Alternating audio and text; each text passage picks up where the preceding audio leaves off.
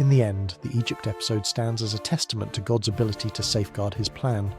It would not be the last time Abram faltered, but it reassured him and the readers that God's promise did not depend on human perfection.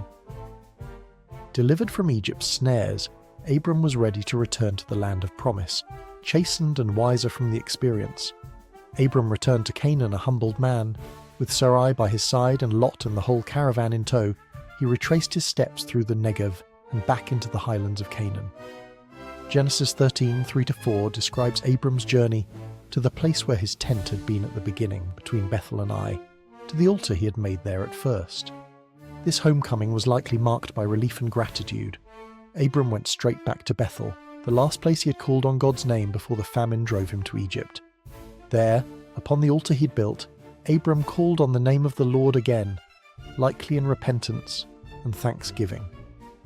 One can imagine Abram offering sacrifices, the smoke rising heavenward as he rededicated himself to the God who had protected him despite his failings.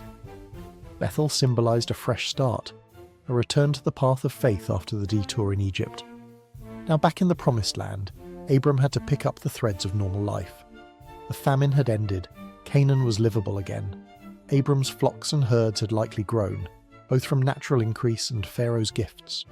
The influx of livestock along with new servants, including the Egyptian-maid Hagar, meant Abram's camp was larger and more prosperous than ever.